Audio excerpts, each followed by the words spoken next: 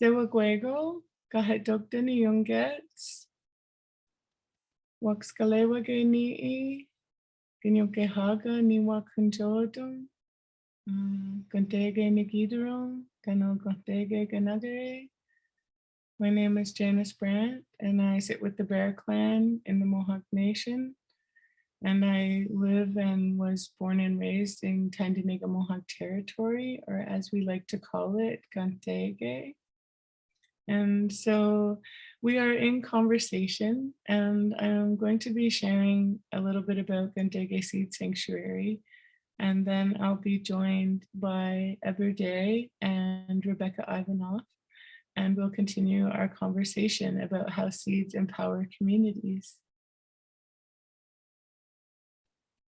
So I want to introduce you to Indigenous Seed Sanctuary and Learning Center. It was established in 2018 by Ratinenhayen thos as the lead organization and the Mohawks of the Bay of Quinte.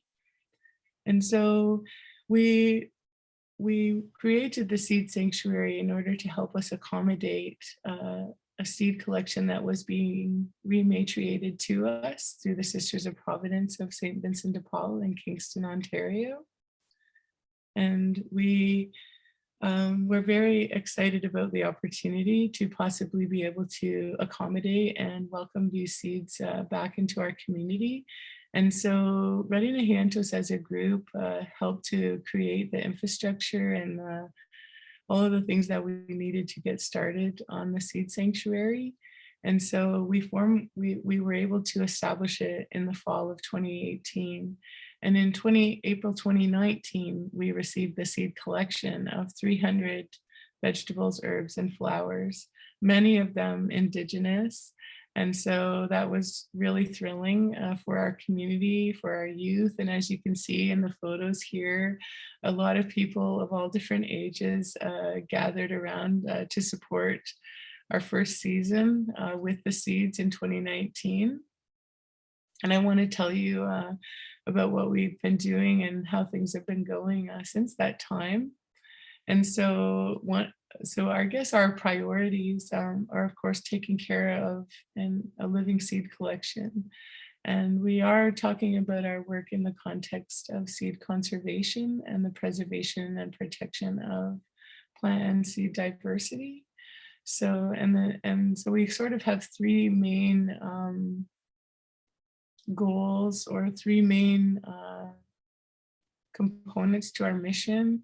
And that is caring for the collection, but also providing seed-saving education and information to our community and surrounding communities, and to be an example of taking care of regionally adapted seeds.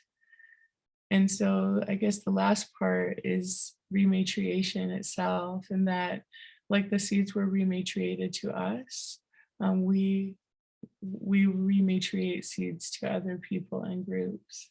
And in particular, Indigenous seeds is a big part of our focus. So this is the wampum belt, is called the Passing of the Seeds Wampum. It was created to mark this special event of the rematriation of the seeds back to our community. And we do call it a return. It is a return of our seeds to us, but it's also about truth, and it's also about reconciliation and healing. And there's a lot of spiritual connections that we have to the seeds. And we wanted to capture, the significance of this event and the importance of it to us and our community, and to the sisters, and to the Kingston Area Seed System Initiative, which is also represented on this belt. And so just briefly, you see two figures that are human-like, and so that represents the people and the lines of the line going along the middle of the belt that's central and connects the human beings together is the seeds, and that's why it's called the Passing of the Seeds Wampum. And in the center, there's what we call a mound, and we used mounds for planting traditionally, so it goes with our culture representation in this way. you see like this sort of mound, and then you see at the heart of it 2 of the purple wampum beads and 2 white beads that are representing seeds coming down into the hill. So what this talks about for us is that, or how we interpret it, is that it's not just that we're passing on seeds, we're passing on the information and the knowledge about the seeds and how to take care of them year after year and through the seed to seed cycle so that they're viable and healthy and, you know, the kind of seeds that we want to pass on and share with others. So this seed rematriation is something that is, you know, a fairly new conversation, but it's a conversation that's happening more and more as we look at Indigenous people in Canada, and we look at the call to action and all of the things that, you know, we're being educated about, you know, the circumstances of Indigenous people and the residential schools and such, and how all of those things were used to, I guess, sort of restrict us from practicing our culture and limiting our ability, like, to, I guess, practice our own identity. But historically, foods were withheld from Indigenous people. At one time, we had bountiful harvests and beautiful gardens, but through colonization and the loss of land, which links to the loss of culture and language, and being pushed off our lands, being restricted to where we could move about, you know, prohibited us in ways, different ways, like from sharing seeds with each other between different nations and such things like that. So the conversation of rematriation is really beautiful and really healthy, and it's really about restoring our connection to Mother Earth and to the seeds and to the diversity of life, which is the spice of life, you know. And I was raised that, you know, the Creator didn't make any mistakes. And so we're all really valuable in what is meant to be here in this world at this time. And it's time to make space for Indigenous people and for the recognition that many of the foods that we eat and use today come from North and South America. And so it's really good to be a part of this rematriation and setting up the seed sanctuary, but also to returning people to our original foodways, which we hope will, you know, promote health. It'll promote seed and food diversity and security in our regions and in our communities. So we're really thankful for the seed rematriation. And in order to make the belt, we did consultations with leaders and with experts in Haudenosaunee visual code, so that when we made this wampum belt, that it will be able to be read and understood long into the future by many generations of people. And many people came together to weave the wampum belt.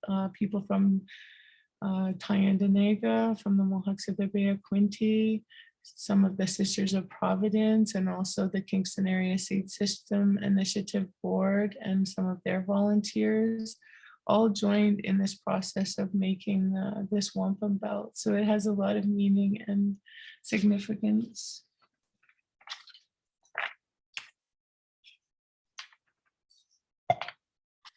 So one of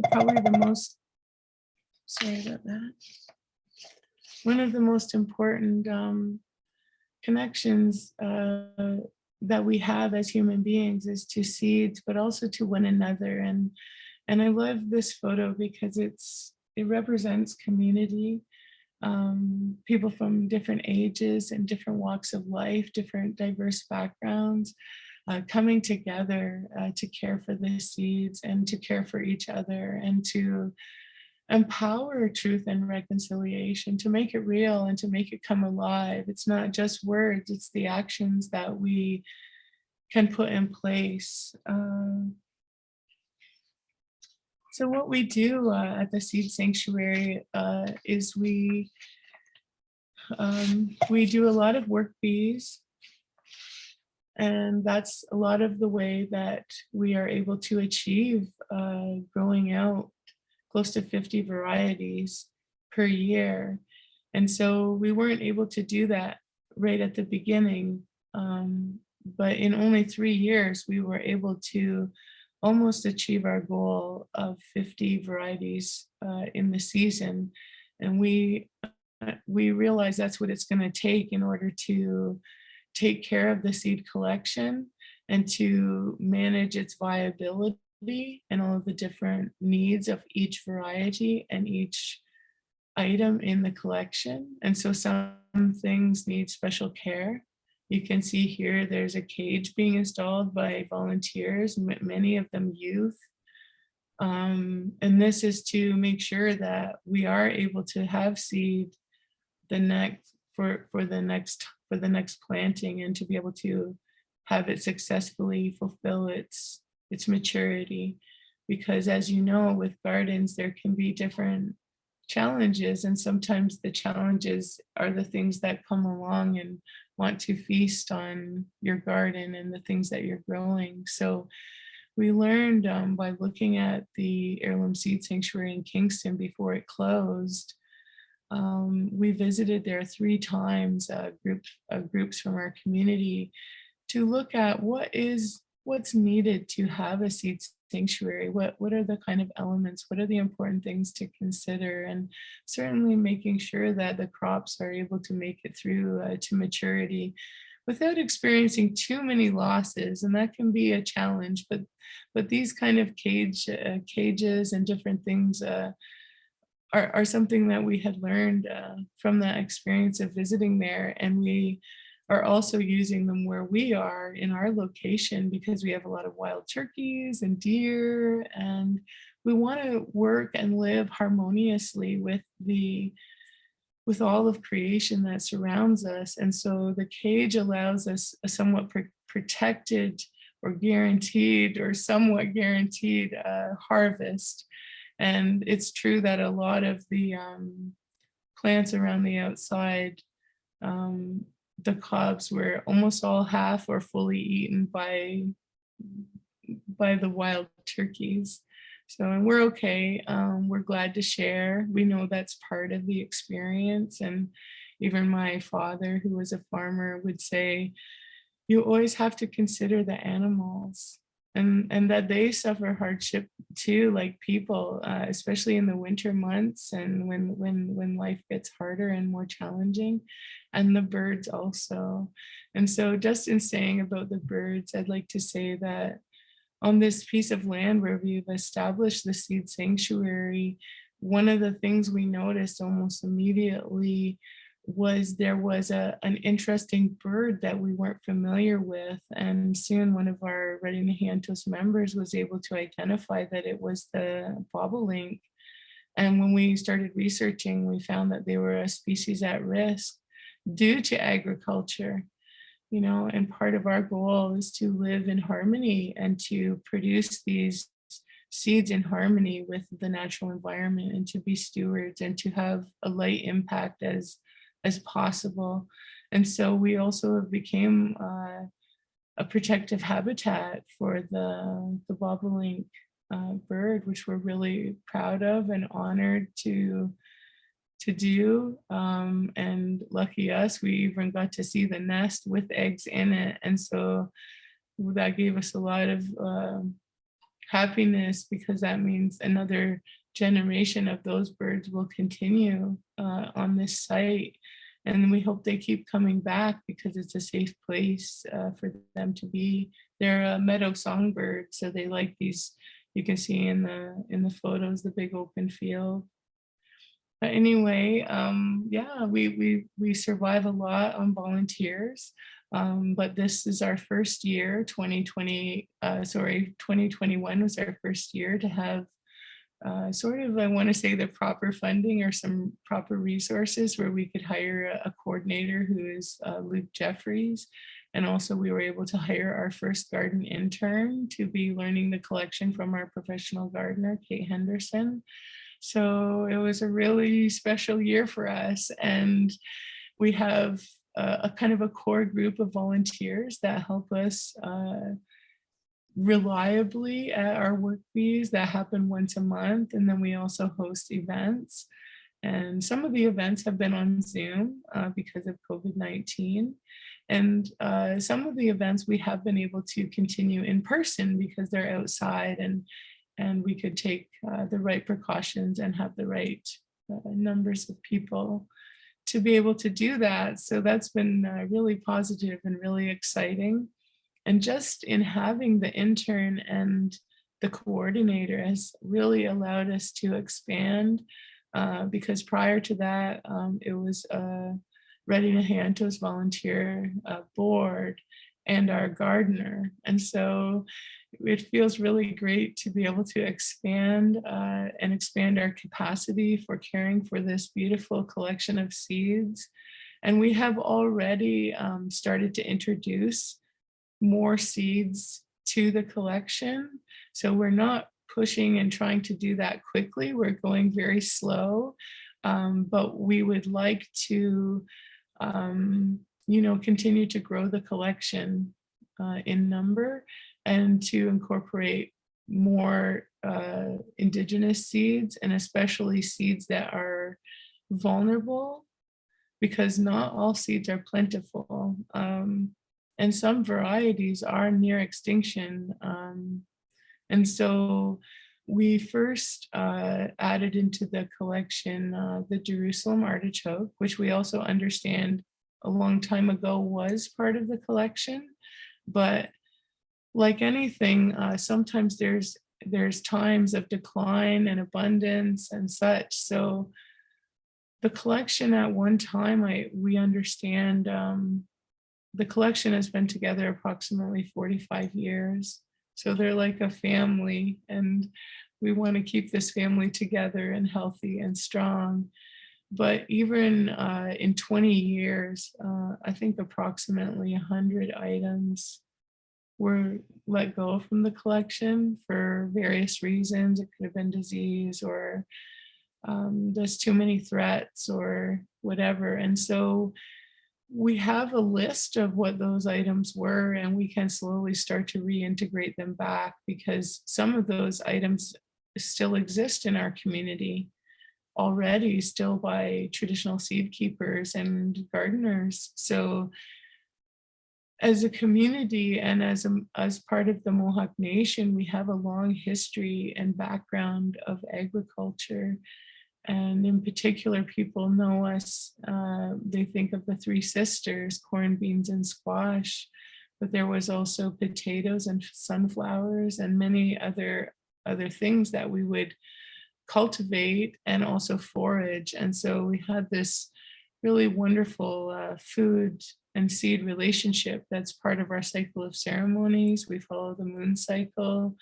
These things, these things we call there's not just our culture, but it's our cosmology, it's our belief system, our worldview. And so we have as a main priority put the spot, like, so we are following our cosmology as a way to grow out these seeds. And in doing so, we're incorporating our culture and our language into all the different aspects of the seed sanctuary and how we're tending to these seeds. And it's also important, I think, to mention the seed sanctuary as the reason that we have continued with this seed sanctuary concept is because it implies a sacred relationship.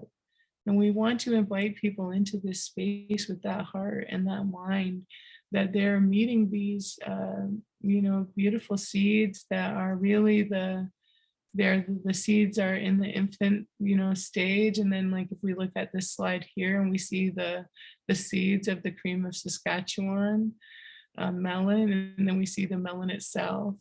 And so it's the whole seed to seed cycle that we're trying to work with and manage here at the Seed Sanctuary. So this is really, it's really special, and we want people to feel that it's special and sacred, and let that be a source of empowerment, that connection to the land, and that deep reverence and connection and gratitude for the seeds and the foods.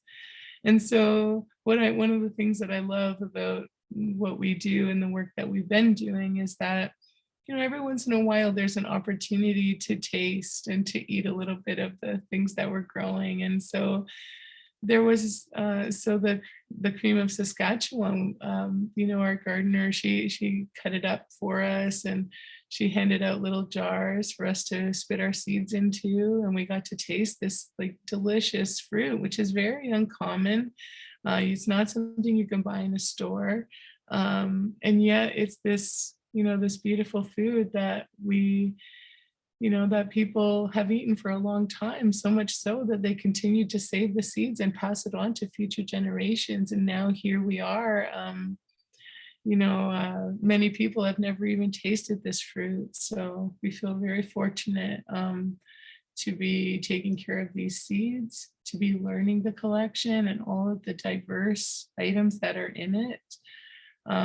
Just to give you a little picture of what that's like, there's different cucumbers and squash. There's approximately 70 to 80 beans. There's at least 20 different kinds of peas. There's 2 corn in the collection. It originally came only with one, the golden bantam, but last year we introduced the K the Flint, which you see being held here.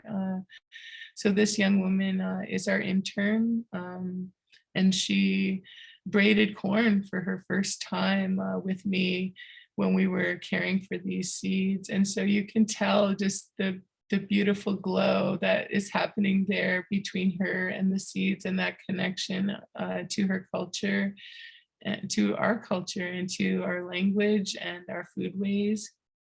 And it's really empowering and really beautiful. And what a special gift, like, to our youth, especially in times when, it can be hard to think of the future with climate change and so many things that COVID and things that are threatening humanity. And often people think it's threatening, like, they think of climate change as the end of the earth, but it might not be the end of the earth. It might just be the end of human beings. And so we have to really think about how we look at this. I love this photo. That's our staff. Kate Henderson in the center is our professional gardener. She was with the collection 10 years prior to us receiving it in the rematriation. And she was instrumental in informing us about the closure of the Seed Sanctuary in Kingston so that we could communicate with the sisters and, become candidates to receive the collection. And it was amazing what a spiritual connection that we had around the seeds. And so I think, as a community, we asked ourselves, well, why would we be good hosts, or why would we be good caretakers, and why should we be recipients of the collection?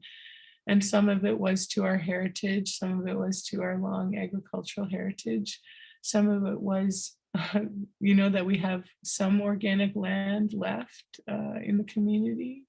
There was, different reasons, but in the end, I think it was our strong spiritual connection and understanding to the plants and to the seeds. And then we have Chloe and Luke on either side of Kate in that photo. So we're really glad to have such a great team, and we want to expand our intern program. We hope, we aspire to have 5 to 7 interns learning the collection from the community and surrounding area. It takes about 5 to 7 years to grow the entire collection. And so that's about how long we would hope to be able to have the interns working on that and learning and doing research on the collection. And also, like, if we're able to continue building our capacity, we would have new people joining and learning, and some of those people staying on and mentoring. and also building our capacity to host more Indigenous seeds, like I said. So I'm looking at these photos here, and we were so grateful to be able to share some of the food byproduct of seed saving and seed education work and seed conservation work with our community through the Food Resource Center. And so what you see there is big bags of kale that Chloe and Kate were able to put together. And I got to be the lucky person to deliver it there and see them smile to receive that gift from our community. In the previous year, we gave out tomato kits and we did a Zoom with seniors on how to seed save tomato seeds and then can the rest of the tomato. And so, yeah, it's just it's exciting when we have those opportunities to interact with the community in different ways around seed and food. And there's a lot of call for that as we look at health and healing and well-being and self-sufficiency and sustainability as times are changing. And I really like this sign. It says, G Jagwanahatada. And that says that this is the place where we like dry or caretake our seeds. So, and this is our seed drying room. It took us a little while to build it because of COVID. And we had a few changes of plans, but our funder, Laidlaw Foundation, stuck with us and helped us to make accommodations presented by COVID, and so that we could still achieve the seed drying room, which is a much needed space. Originally, when we started, we had planned just to use community infrastructure, but with COVID-19, it changed the dynamics of things so much that we had to start looking at planning to create some infrastructure on the site. To develop it just a little bit enough so that we could take care of the seeds properly and to take care of the collection. And we still have aspirations around that. Like we really badly need a greenhouse, and that's something that we're working on. And we also know that we need to eventually have a cold storage for overwintering root crops. And another thing is that we would like to have a proper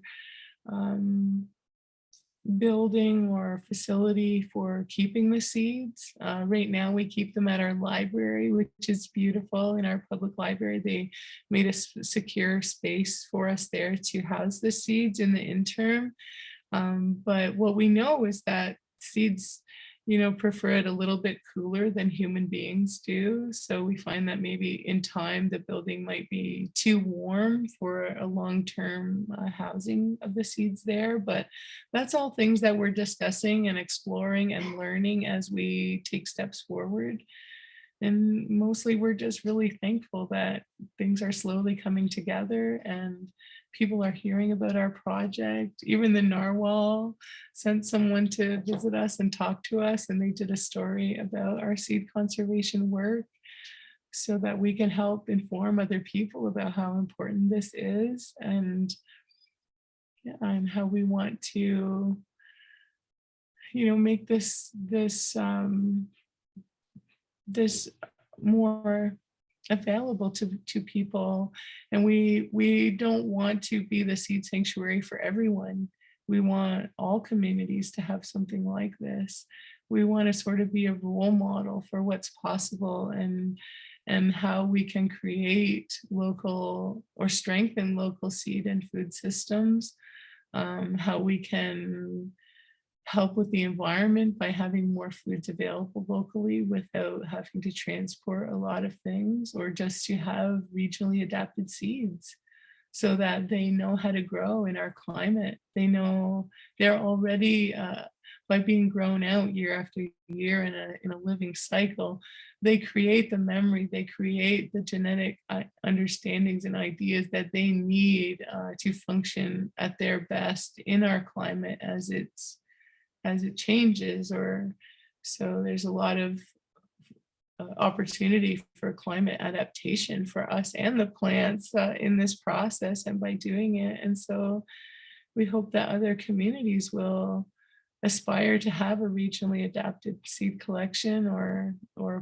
a seed sanctuary that can help manage these things and help keep them strong and keep them viable, and to keep the seeds, I guess, in the hands of the community instead of in a faraway seed bank or a faraway seed storage, or because this is not about a seed bank. It's a living seed collection, and we're curating it, we're taking care of it, and we're growing it in a cycle that is, for us to be able to maintain them in a proper way. And and the result of that is seeds that we can share with others. The seed collection keeps back a certain amount of seed as we need to for the collection, and to make sure that we can, if we had a couple of bad seasons, that we can endure and sustain ourselves. So, and then all of that surplus, we rematriate to others, Indigenous organizations, or organizations working with Indigenous peoples and families. In one case, we worked with Sovereign Seeds. It's a fairly new organization that's for, I believe, Ontario, Quebec, and Manitoba, to help support Indigenous seed initiatives. And so we were able to work with them, and we introduced to the collection the Dwayne Baptiste bean, which is a popular bean amongst the Haudenosaunee. So not just Mohawk people, but all of the Six Nations Confederacy use this bean.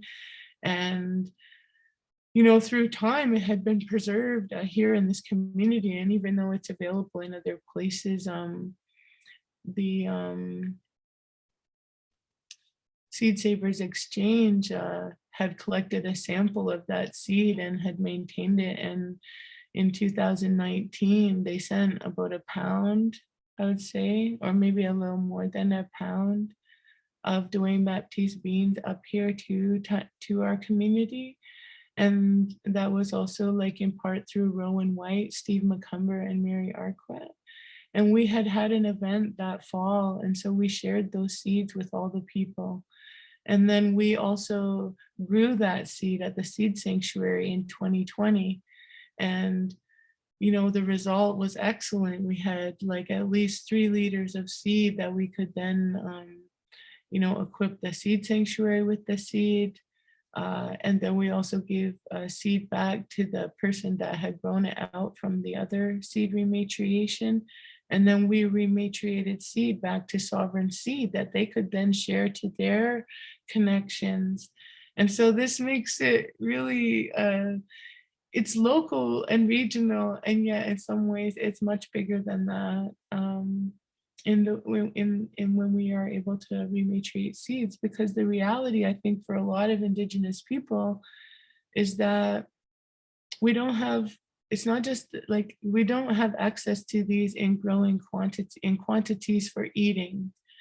And so it's really important to get people growing and saving the seeds so that soon everyone will have a jar of beans in their cupboard that they grew and saved the seeds from and know how to save the seeds from. And so it's reviving our cultural ways, because before the Seed Sanctuary and before colonization, seeds were in the houses and families of the people, and the stories, the songs, the dances, the celebrations, they were taught by the family about that seed and then passed down from generation to generation. And that's how many of them made it through to this time. And then also because other farmers, settler farmers, saw these amazing seeds and crops, and they started adopting them as well. And because of that, many of them are, there's quite a bit that's still here, even though we have lost quite a bit of diversity as well.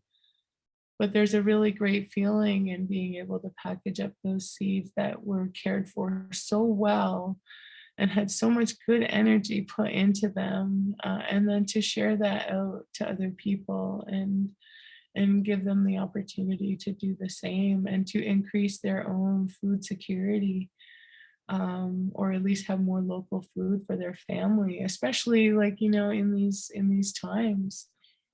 So So I guess we're coming close to the end of this presentation, and I hope I've hit on some of the really important things. And if not, maybe when Aabir and Rebecca join, we can discuss some of this more. But all of this is very empowering to Indigenous people to reconnect with our food system, to reconnect and hold our seeds, and to even care for them is really special. So this slide here, seed rematriations across Turtle Island, myself, just in the last few years, this is what I've experienced. And so I wanted to show that this is happening and it's becoming, something that people are considering, that have seeds and have collections, including universities and other places where seed collections have been held. And people are thinking about how they can return that to Indigenous people or to the care of Indigenous people. And through Kanyenke'haka Seed Sanctuary, I hope we can help do some of that. So some of the seed rematriation that I've been a part of, a lot of it is about relationships and building relationships between communities and within communities, and celebrating diversity and coming together around such an important topic. And it's not just a topic, but to come together around the seeds, which really need our support. And our young people, they need to know this heritage. They need to know how to save seeds. They need to know, they need that experience of being back on the land, and so that they can really embrace who they are and live who they are in a contemporary way. So who are the seed keepers and the allies? This is something I asked myself as we embarked on this journey, because Ratinenhayen was formed in 2017 around this possibility of a seed rematriation, which bared fruit and came to be in 2019. And so when we started to take this journey, I think we felt like, what, everybody is going to want to get behind this. Everyone is going to support it. Everyone is going to help us. And it's coming together. But it didn't happen exactly how we thought it might, because first we had to, and we're still doing this work, is educating people about the need for seed conservation and to protect diversity, and also to re-engage our people and ourselves with the environment, and getting back out on the land and working with our seeds, producing our own foods, and managing our own health and healing around these things. And so as we started out, I reached out to people that I knew. We reached out to people and organizations that we felt might, help us or take an interest in what we were doing. And so we received some help, and we've received different support this past year from the National Indian Brotherhood and from the Indigenous Resilience Fund, and also other contributions from the Consecom Foundation, and then also like private donations and fundraising that Ratinenhayen does. And so it's all coming together, and we're really honored, and we're really happy to share our story, and we're really happy, to be in allyship and in contact with these other people and groups and organizations around seed, because it's a small community that we need to grow more and find more people that are interested in joining in support of this kind of work and in seed saving education, and to help promote this. And so that there's lots of seeds for the youth and for the future. That's a lot of why we're doing this. And I'm really proud of our youth volunteers and our workers, our helpers, for coming out, for getting involved, for getting their hands dirty, for giving up their Saturday mornings, because that's usually when we do it. And then just all the people that come and help in the workshops, sort seeds and do different learn by doing activities. So this is it. This is what I wanted to share about how the seeds are empowering us and empowering our community and surrounding communities. And so that's our contact information if anybody would like to reach out to us or to support us in some way. Yeah, we'll go on. Thank you. Well, thank you so much for letting me share about Kanyenke'haka Seed Sanctuary and Learning Center and Ratinenhayen. And now Aabir and Rebecca Ivanoff are joining into the conversation. And so I'd like for them to introduce themselves if they could. Go ahead, Aabir.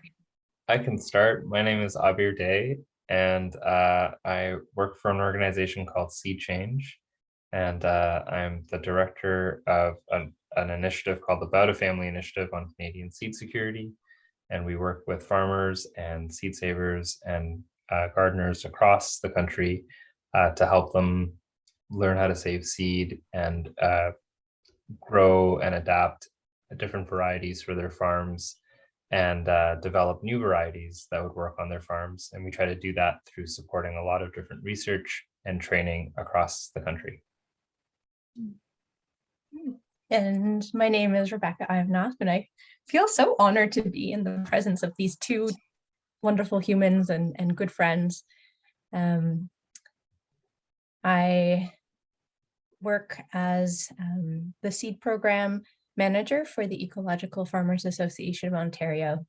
And as part of that, I implement the Bauta initiative here in Ontario, but I also just work with seeds savers and seed keepers and seed stewards of all different sorts all across Ontario and support them in their work and hopefully increase the quality and the quantity and diversity of seed being grown here in Ontario.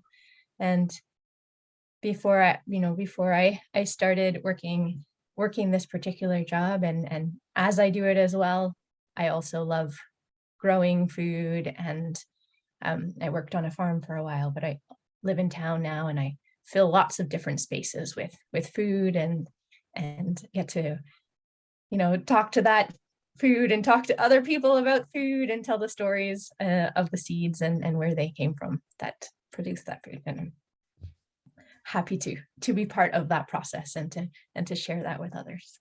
So I just want to thank you both. Here we are in a conversation about seeds and how they empower community, and it's seeds that brought us all together and allowed us to meet and become friends and allies and supporters of seed work and each other. And so I too feel really grateful, Rebecca, to have this opportunity to share and to talk with you both.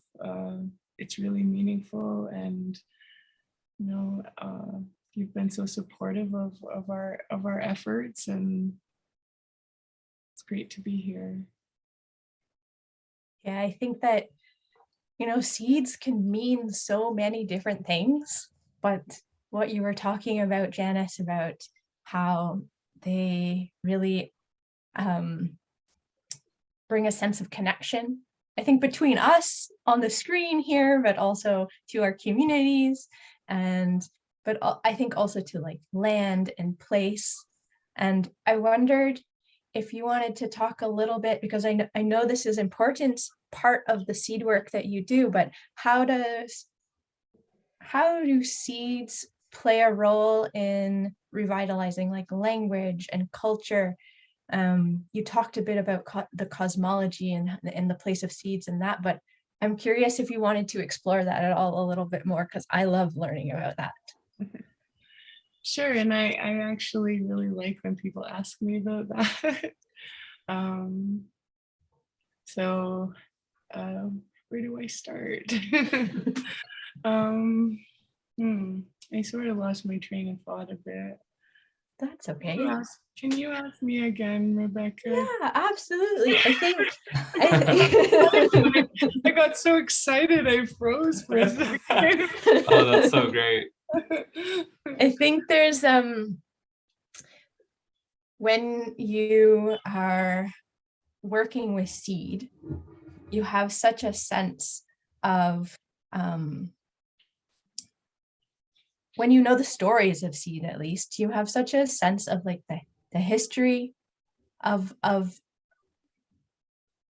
the seed, and then a community and place.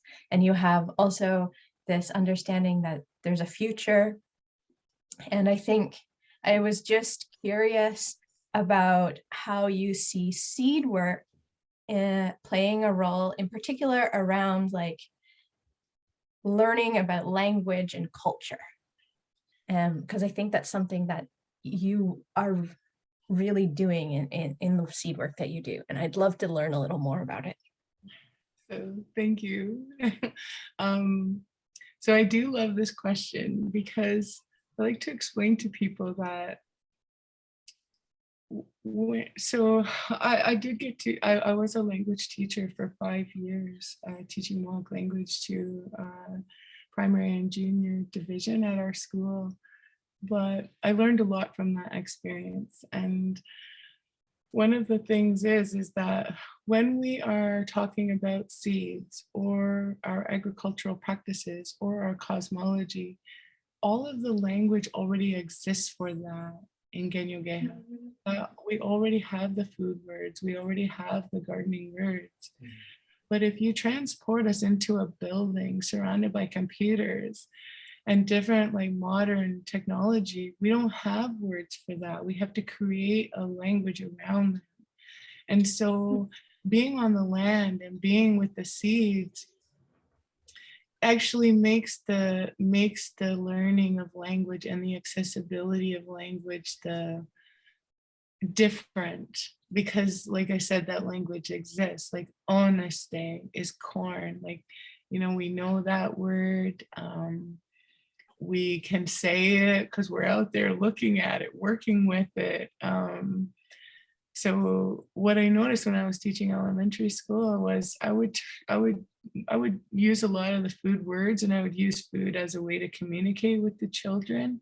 They had a food program, so food was delivered to classrooms, like say a fruit bowl. And so we could walk around and say, what will you eat? And then they would tell me, I will eat the apple. And then they would take the apple. And so I used that as part of my teaching. And then when, you know, at different times, but it was also that that's my strong vocabulary in Kanyenke'haka. So when kids would then point over to a computer or a television, then it posed like definite challenges for me to learn ways of describing those things. And, you know, and it was a struggle for me and for them. We're out on the land, it was totally different. Like we would go outside and look at the birds, and then we would learn the colors and say, oh, you know, and we would learn the name of the bird. And because in our language, sometimes the name of the animal or bird is also the sound that it makes, or partly, and I've heard that even in other native languages. And so it attunes you to the environment. It attunes you to listening for sounds in our language that are also sounds of nature. And it just has a different impact on teaching culture and language on the land, as opposed to trying to teach culture and language in an artificial setting. And so I do like answering that question because of that. It makes everything more accessible. The culture, the language is more accessible when we're out in that space where our people lived and interacted all the time. So Yeah. for asking me that. And I feel, oh, sorry, I just want to say too, additionally, that it's really empowering. It's empowering for our people to be in an environment where they can use their language, because those are the old words, those are the original words, and they're probably more common and more, our hearing is even more attuned to that language than if we have to start to make up words and describe like things. So, yeah. That's just beautiful. I feel like I have so many questions, and I want to hold space for so much of what you just said. But I feel like I want to, bring us all in a little bit, because I feel like for me as a settler, I feel, I'm second or third generation, depending on what side of the family you're going on. But I feel like, the links to my ancestors and is also around food.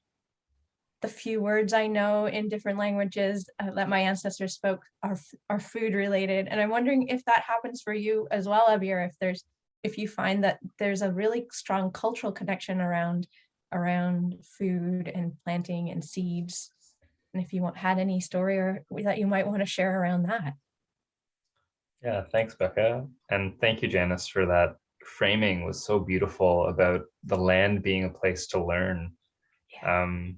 Yeah, it's just a really powerful way to think about how to reconnect with culture and language. For me, coming into seed saving like relatively later in like my life, like it did not grow up as a gardener or a farmer or anything like that. So I still feel very new to this like practice. But it is remarkable that like once you become engaged in it, how quickly it can ground you in like a sense of both like belonging and discovery, because it seed saving and engaging in gardening and just getting into that practice has a really powerful way to do both those things, like ground you in a practice that's very healing and very like nurturing and very comforting, and also like very good at getting you curious, because as soon as you start to grow things, you realize how much you don't know. And for me, just like learning how to grow like a lot of the common crops that are grown by farmers and gardeners here is and has always remained a joyful experience. But it was a few years ago where I started to like really take an interest in growing some crops that were, of the vegetables that my family, who are from West Bengal, would eat at home. And like, how do we grow okra here? And how do we grow yard-long bean and different types of gourds and squashes? And I think a crop that Becca will find a lot of familiarity with because she saw us grow it this season, bitter melon. And I traveled to India in 2019 and in 2015. In both trips, I came back with some bitter melon seed. And being able to, and this was the first year that I grew it like by myself, but my parents have been growing it for a couple of years. And just being able to connect with growing a crop that takes a little bit of time to get used to, but is like very near and dear to our hearts. It changes your relationship with the entire plant, with the food, and you get to know the plant in a way that you never did before when you were eating it on your plate. And this is true for so many different types of foods and plants, but I found that this was particularly unique in terms of its, connection between me being also a settler, but then having heritage just one generation removed in another country, and being able to kind of draw all of that together and being able to do that just through an interest in seed saving and gardening. It's a remarkable feeling, and I don't know many other things that can kind of be that beacon that can bring so many worlds together in the way that seeds do.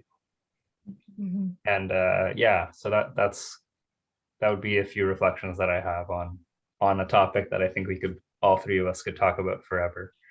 Mhm. I have a follow-up question back to you, if that's all right. Because when I think about seeds, I think a lot about abundance.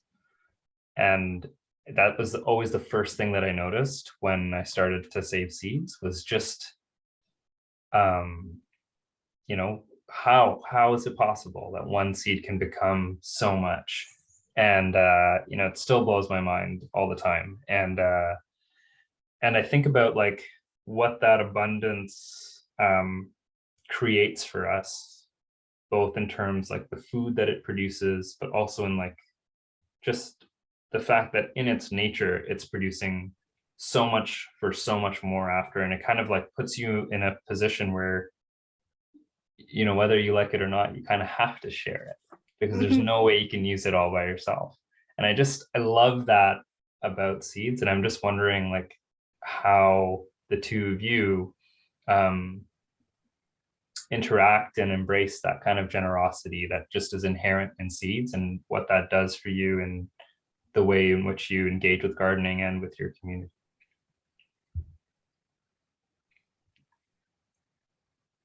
Do you want to go first, Janice? Sure. I think I'm like you. There's such a miracle. I don't know what to call it, with seeds, and the abundance that they share with us. And yeah, it's hard to imagine sometimes that there are people that are hungry or don't have very much food, when in fact seeds and plants are so super generous to us. When you open up that squash, and inside the cavity, that belly, there's this, you know, tremendous amount of seeds that you get in return, as well as the flesh, as well as the flowers, as well as, you know, and we're not the only ones that benefited from that. The bees, the birds, all of creation interconnected together. Yeah, it's hard not to overflow, like with joy and with celebration around the seeds. You know, some people don't understand, but once they experience it, sometimes there's no turning back from that kind of blessing. And to see that kind of way that life and creation is actually set up to support human beings, like that's a part of our teaching. You know, that all of the different aspects of creation, they're like our older siblings, and they agreed like to share with us, and to make sure that our life was good and abundant. And the plants, like, they continue to follow their original instructions. Yeah, I think They follow their original instructions to help the humans. And then, you know, I think a long time ago we made a treaty in which, where we would, you know, some plants we caretake, right? And there's like a human intervention, but many plants can live without us. And so we also have to remember that too. Yeah, thanks. Yeah, I think plants are such good teachers. I feel like I've learned so much from planting seeds and seeing them grow and harvesting and seeing, yeah, as you say, Janice, cutting open a squash and seeing all the seeds. It's like, I feel like I can sometimes feel in my daily life, maybe there's some feelings of like scarcity or like individualism that can creep in, and but the plant will not think like that at all. And so you're just like, okay, this is not how you need to live in the world. You know, there's this, the plant just like shows you a way of being that's just like, you know, you need to reciprocate this gift. That these gifts have been given you, they have multiplied, and now you need to go and reciprocate them. And it's such a beautiful process, you know, to like to feel you get to be generous, and that's what a plant is allowing you to do by learning how to save seed, collecting them, and then sharing them. And I love sharing seed. I love, working with folks and building relationships with people, because I can, give them seed and talk to them about that seed and what it means to me. And I think also, when I remove a seed from the relationship, it also changes how I react with it. But when I have a story or someone I've gotten that seed from, it means so much more. And I think about that a little bit when I think about, like, if I, in the times when we could gather and share seeds in person, this really strong teaching that plants have given me, where I need to go to a seed exchange and only take what I am willing to and able to grow and then share again. It's not something to be a collection, even though it might be a beautiful bean. It's something to be planted, and it will create more, and then I will give it back. And it needs to go through that process. So I don't know, that's what I think of it when I think about what the plants are teaching me. I think that's since the folks that'll be listening to this have been attending different CD Saturdays, I think that's a lesson that I've learned as you matured. Because the first seed exchange that I went to, I it's like a kid in the candy store. Whereas, after a few seasons, you're like, okay, there's maybe a more responsible way to participate in these types of events, because of what you take, you have to take care of, and that changes your relationship with it. Mm-hmm. I think there's something really beautiful about the relationship with seeds, where you're also co-creating, almost like you're part of the process. Yes, there are plants that would thrive on their own, but there's also something around this co-creation that I really love, being part of the community that's not just human, if that makes sense. It's like we're sustaining the ones that sustain us in this beautiful relationship that is a community, that is empowering community, not just amongst human beings. It, of course, empowers community amongst human beings, but it also with all the other parts of this world. And I really love that too. I think you had the right word, Rebecca, when you said reciprocity. Right. I remember hearing an elder one time say that giving and receiving are of equal value. And so, and that always stuck with me about how important the reciprocity is in relationships and into empowering each other and building community, like you said, not just human community, but community with all aspects of creation. It's beautiful to think of it and envision it. Mm-hmm. In your slides, Janice, there were so many beautiful pictures of community, but I particularly loved this one where on the edge of the garden there were some chairs placed for elders who may not have been able to stand around as you're talking about the plants. And I'm just wondering if you have any stories or tips of like how to engage with elders who hold so much knowledge around seed. I'd love to know more about that. I think that's a wonderful thing to talk about, because something that we know and understand societally, I guess, is that often in Indigenous communities, the older you get, the more valuable you are, that you're considered more and more valuable because you're like a book of knowledge. And so we really work hard at accommodating the elders and older people, older seed keepers in the community, so that they will come and be a part of our events and to support the work that we're doing. And with the, like in that photo that you mentioned, I just remember that day and how, because we did ask people to bring their own chairs if they had trouble.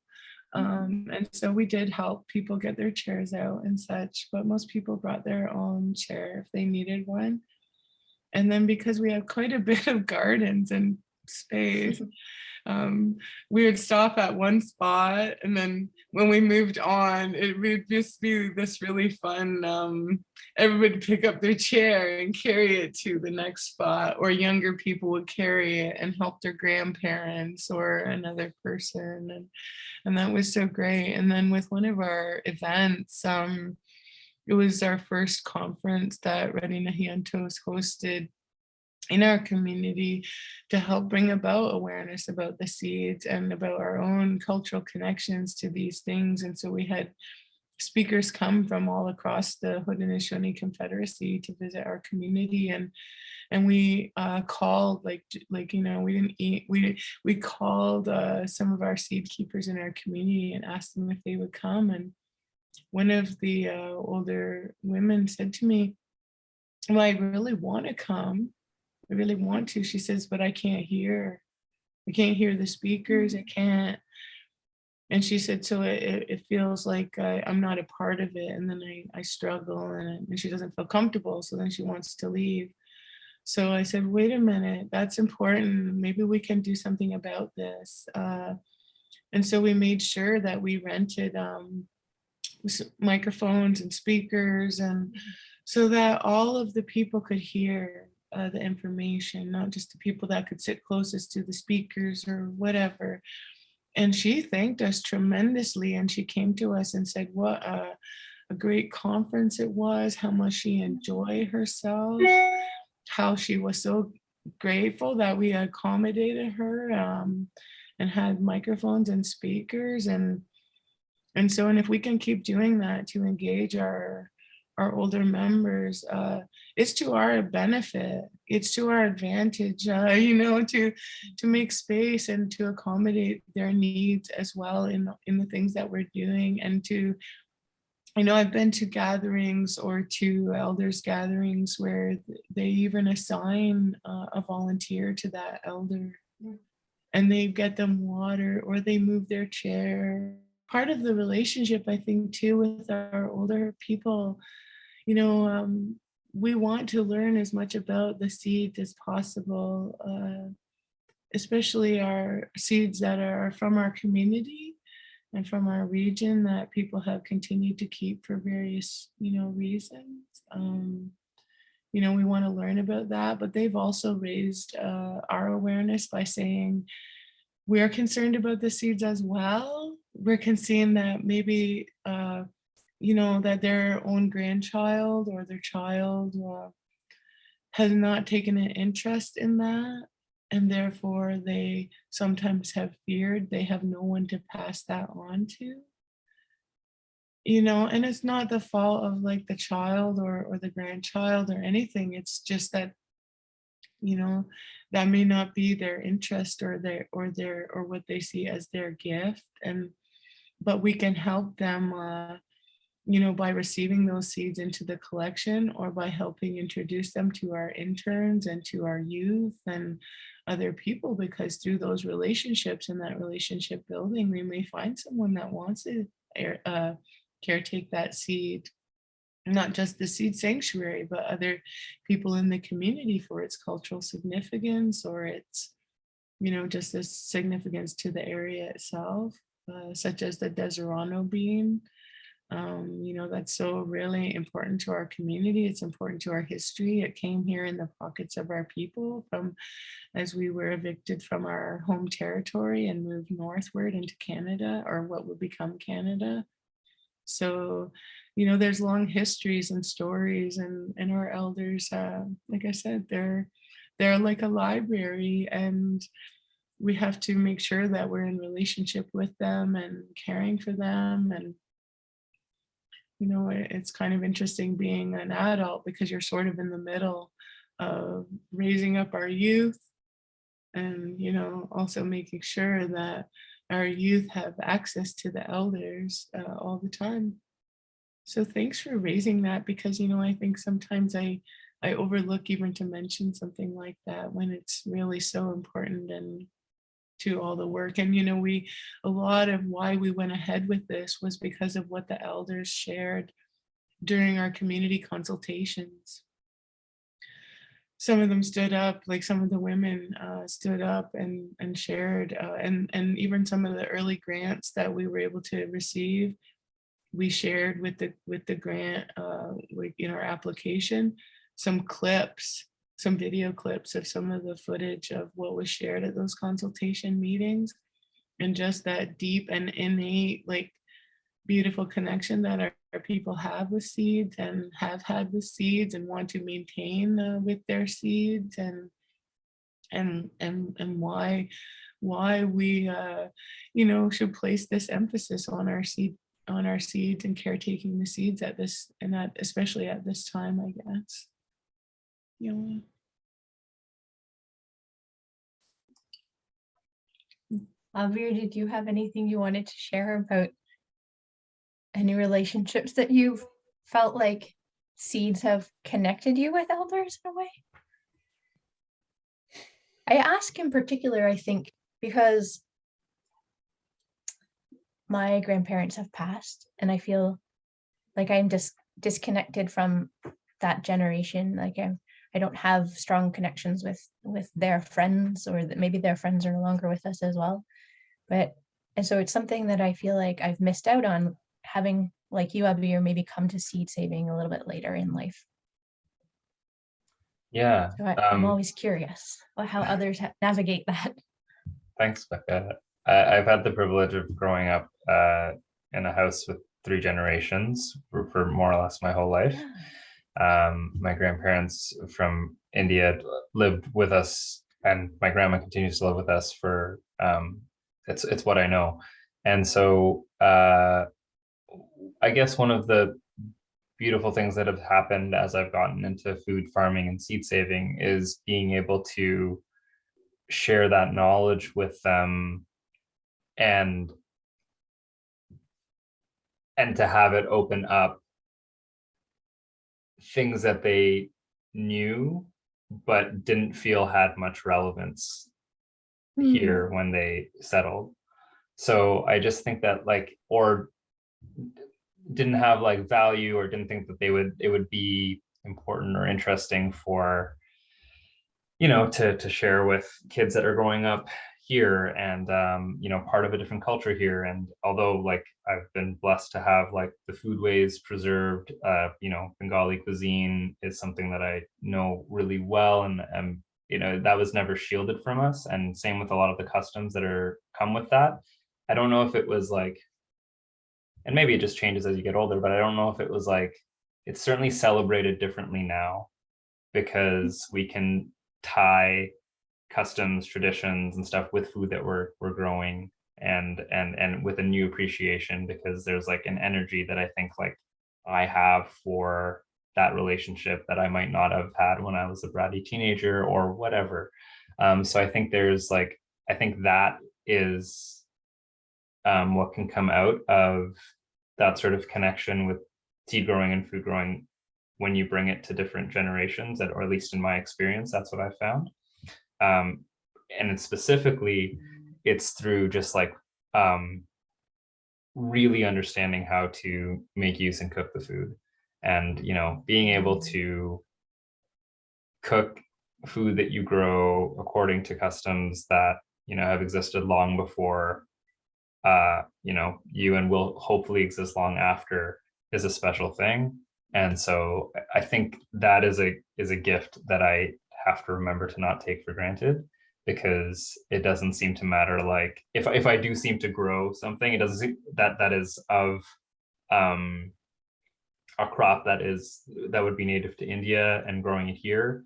It doesn't seem to matter what it is. If I bring it to my family, they'll know how to prepare it in a way that is true of what they knew growing up, and that is like a super exciting thing. And like, I'm sharing that from my perspective as a South Asian, but that exists for every culture. And again, it's just, like seeds allow you to be able to make those connections in ways that I think are really unique. There was a conference that both Becca and I attended, and we've seen Janice, you mentioned Rowan White a number of times speak, and one of the questions that she poses to the audience whenever she speaks is, when people are trying to figure out, these really tough questions related to reconciliation and building good relations with Indigenous communities, is to think about like what seed is Indigenous to you, because like that will, if that can help you. Everybody has seeds that are Indigenous to their culture and to their upbringing, and if you can reconnect with that, then that helps you, understand what other communities, people, or groups might be going through if they don't have that connection, or if they do have that connection. Like it's just it just puts you in a position to understand that relationship a lot differently. And yeah, I think that's a windy answer to your question, but those are the things that I think about when I think about how seed intersects with different generations in my family. That's beautiful, Aabir. I don't know if this takes us in a little bit different direction, but because both of you have visited the Seed Sanctuary, I would love, if you feel comfortable, if you would comment just on your experience coming to visit and seeing what we're doing and what we've been working on. And I mean, both of you have been part of the journey in different ways all the way along, but then you got to come and visit us, like physically on site, and meet our staff. And I don't know, if you want to comment, that would be great. If you don't, that's okay too. I could start, if that's okay, Becca. Yeah. I think what struck me the most was you had also shared a video, Janice, of the garden from the APTN coverage, and they showed like the drone aerial shot of the garden in a semicircle, and it was beautiful. And there was just something about when I got there, and then when you see it like close, you're like, oh, right, it's a circle, and it's really beautiful. And that was one of the things that struck me about like how all the plots were laid out and the intentionality behind it, and just how there's so much beauty in the work, but then there's like beauty in the actual design of the garden itself. That was like one of the things that I noticed. There was a lot of joy in seeing, well, when we got a chance to meet both Luke and Chloe, but there is a lot of joy in seeing like Kate, who we also have known from previous seed saving adventures. And I think there was a moment where we just saw Kate and Chloe sitting, like taking a beat while we showed up, and but like chatting and conversing. And they were both, I can't remember what crops they were working on, but I think while they were chatting, maybe they were just harvesting lettuce seed. And there was just like a moment, I think, when we showed up, and I believe that's what they were doing. They were harvesting lettuce seed and conversing. And there's just so much going on there in that task, right? Like this, like Kate, who's this abundance of knowledge in terms of seed saving, and Chloe, who's eager to learn, and then doing that while saving a lettuce variety. I don't know, it just felt to me like, oh, right, this is why this is happening. And this makes a whole lot of sense. So those were a couple of impressions that kind of stood out to me when we visited. I also have in my mind that image of us arriving and seeing those two standing over one of the beautiful, you have these beautiful beds laid out around the circle and just standing over them and talking. And I think for me, I don't know how you feel about this, but I think it ties into like the fact that it's a sanctuary. There was something upon entering that space that felt so like purposeful or mindful, or like that the whole, as soon as you entered it, it's like this space has so much value and so much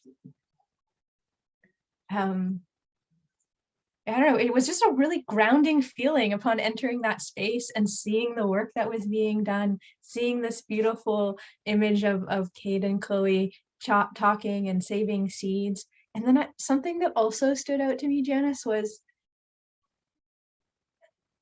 you know, there's these beds, and, you know, the beds are spaced out, so there's a bit of isolation, and they go around in a circle. So, you know, when you go on a tour, you go through, I don't know, you walk through the collection in a meaningful way, and it's in a circle, and at the same time it has this, like, there's a center to it that's also a naturalized area of trees, and birds were flying in and out, and there were insects, and, you know, it's just like so much was alive in that space.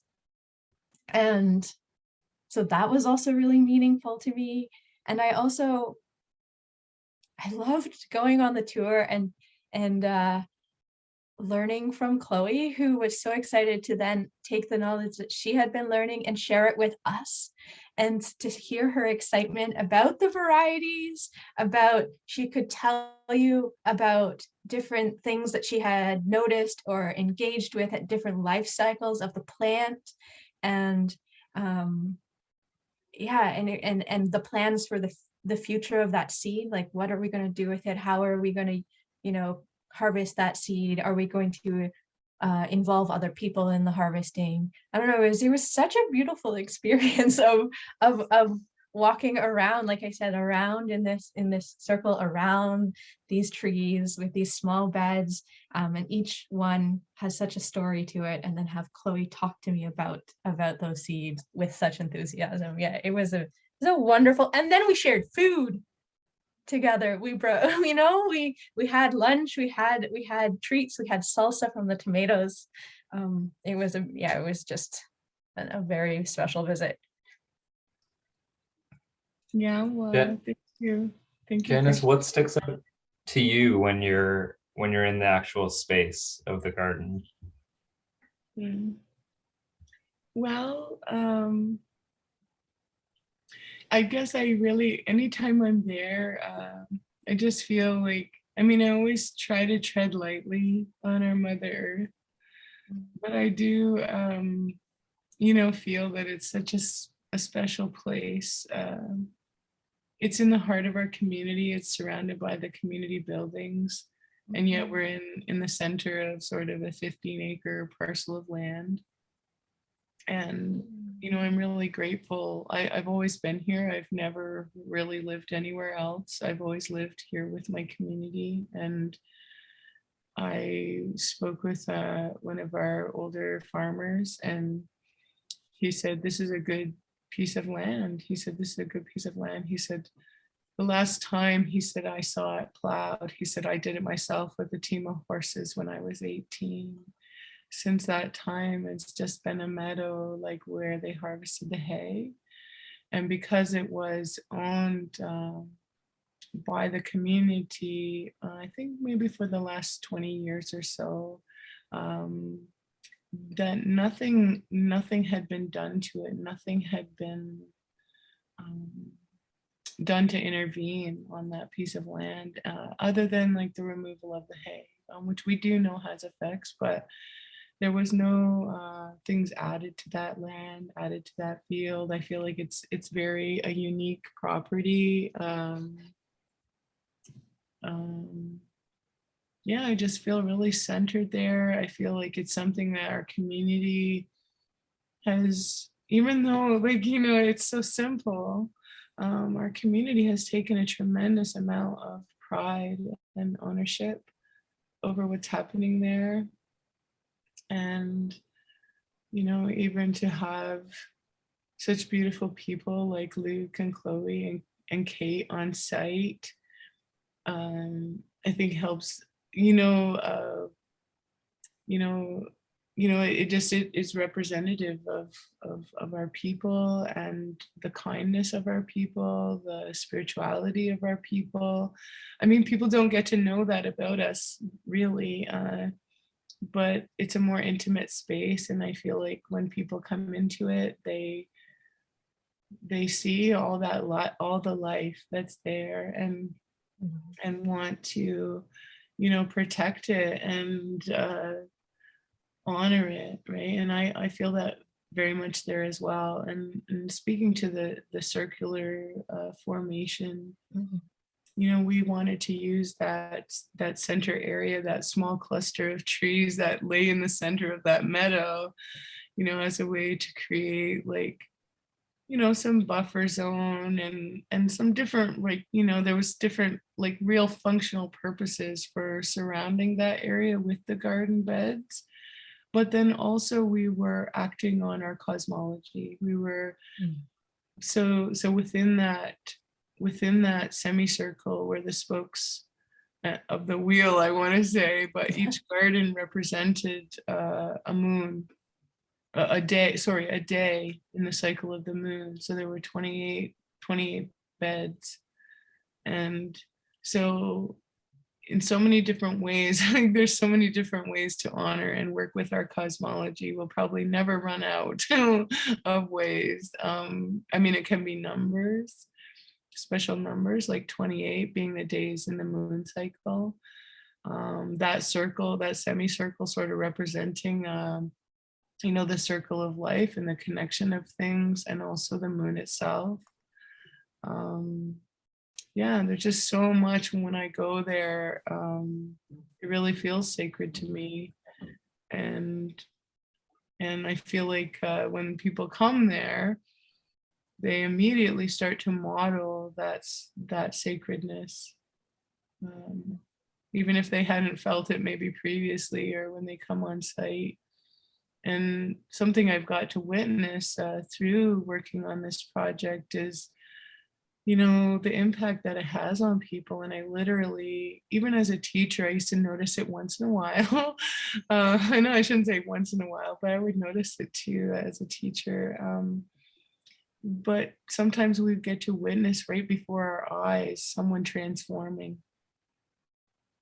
And it's incredibly humbling to bear witness to something so transformative, and to, you know, we're realizing that we need to sort of, you know, that sounds funny, but we need to, I don't want to use the word capitalize, but we need to capture some of those moments, capture some of those words that people express, because they're amazing, and it's really why we're there, and what we're trying to do. And to see people transform right before your eyes is amazing. And you know, from that day forward, they'll never be the same, because they had made a relationship with the seeds that they saw, or the plants that they saw. Or, like, I remember a couple being completely in awe of the lettuce, the flowers. They were like, this is lettuce? Like, I mean, I know lettuce. Like, they know lettuce from a gardening point of view, but not from a seed keeping point of view. And that was amazing. And that transformed them. It's so transformative. It's like they light right up. It's like their aura becomes huge, and their energy and their excitement, and then some people are even moved, like, to deep emotion and even cry, because they just say, like, I never thought of this, I never knew about this. And some of them, you know, because they had never been exposed to it before, didn't even know. They longed for that so much. They longed for that information and that connection. and then just like the human connection, right? Where we're all there and we're witnessing each other in this transformation of reclaiming our culture, our health, building more stronger relationships with our neighboring communities, and people coming in from other communities and giving a hand, and or say like one of the youth brought her friend from high school who's not a community member and not a Mohawk person, but that young woman, she joined in and she worked hard too, and it was beautiful to see all of that, right? And so each time I get to witness that, it's pretty moving for me too, even though I've been privileged to see it many times over now, and even the last few years, just to see that happening, and that keeps motivating me and keeps fueling the fire. It's fanning the embers to keep us going, and to keep working on this and moving ahead as best we can. That was a long answer. That was long. That was beautiful though. Mm-hmm. I was thinking about how you were talking about the beans that came in the pocket of folks as they came up to Tyendinaga from the Finger Lakes. And I was thinking about how you and I met and we exchanged some little red beans, and you gave me some little white beans, and that was how we first met. And now we have this beautiful relationship. And I was thinking about how Aabir, I think we first met because we were talking about those little red beans at an event downtown in Guelph. We were going to talk about the work of the Honduran farmers that I had been working with, and you were going to talk about starting this whole Canadian about a family initiative on Canadian seed security. And it was all related to the beans and how I feel like, yeah, it's just seed saving, and then that generosity that the seeds embody for us means we share. And it's such it's such a strong and such a loving thing to do. And I'm very happy that this is an embodiment of the fact that the three of us on this screen are embodiment of the fact that seeds do empower community and relationship.